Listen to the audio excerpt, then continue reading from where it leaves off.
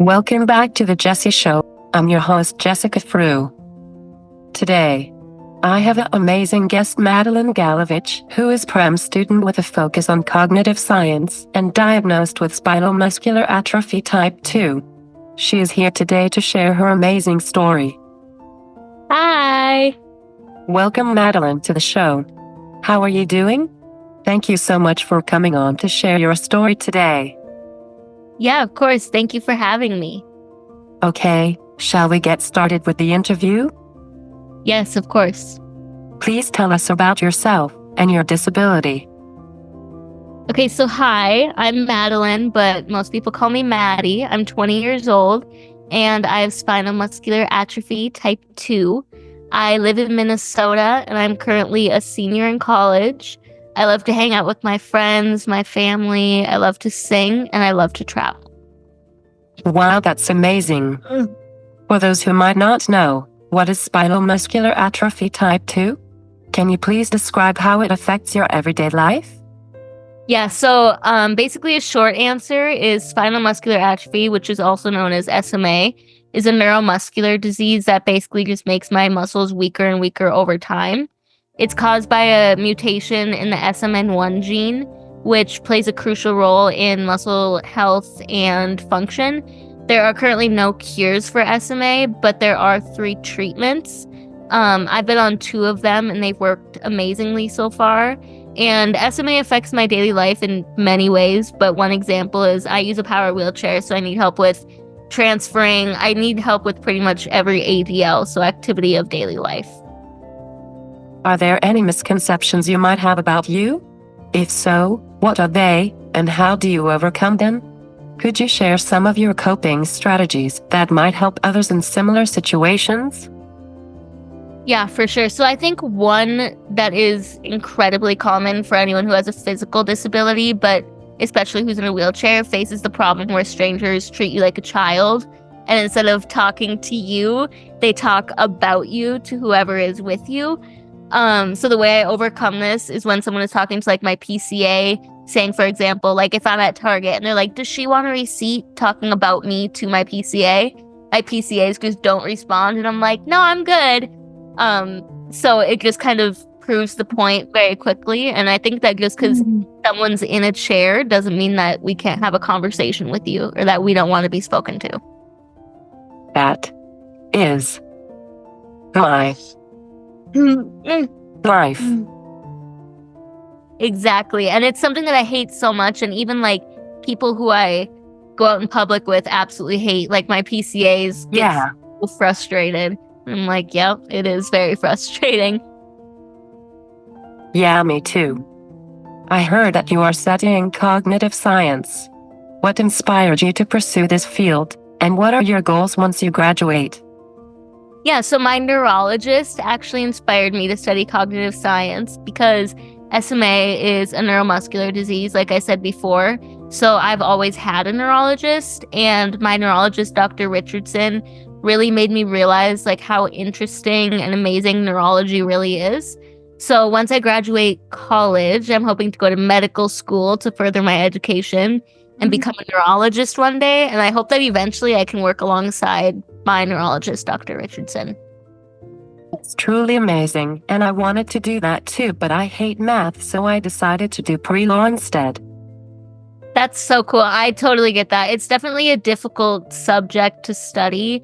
And a lot of the times I'm like, if I didn't absolutely love this, I would definitely change my major. But it'll be worth it in the end. It definitely will. How hard is it? It's very difficult. Especially some classes, like I hate math, but that's something you just gotta do. It depends on the professors and how they teach, because some of my classes are super fun, super easy, and then there's others where I just feel like professors make it a lot more difficult. I am super interested in medical, but I can't do math to save my life. I get that. I definitely get that. That's the one thing where I'm like, my mom is always like, come on, you gotta, study math. You gotta be good at math. I'm like, Mom, like there's calculators. Like we have calculators. I don't think I need to be that great at math to be a neurologist. Yeah. My problem is math, but anything else I'm good at. Yeah, I get that. I get that 100%. Math is so difficult. And I'm like, when are we going to need like numbers and letters in the exact same equation? Yeah. I don't know, but I'm truly interested. I get it. I totally get it. I feel like people who have medical conditions, though, so like you and I feel like we become very interested in working in the medical field just because we've grown up around. Yeah, and Yeah. I guess I didn't realize how difficult it actually was, especially the math part. Yeah. Yeah, I'm just scared, but maybe when I transfer schools. Yeah, I get that. Schools definitely make a big difference in what you're studying. That is for sure.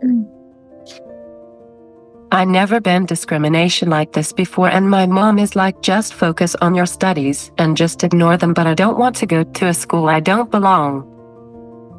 Yeah, I get that. I've never been like discriminated or anything that I totally get where you're coming from. The only time that I've like really felt out of place, which I feel weird saying, but in like my biology class this last semester, like I definitely feel like the group that I was put in didn't really want to like with me, and I was like, I'm just as smart as you guys, like I just need help putting on my lab coat and doing some of the stuff.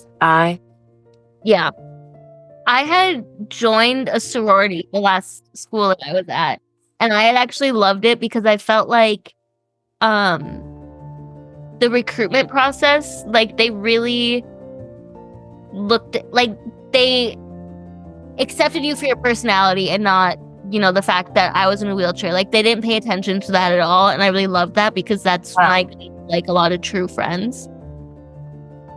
Well, my sisters called me a vegetable.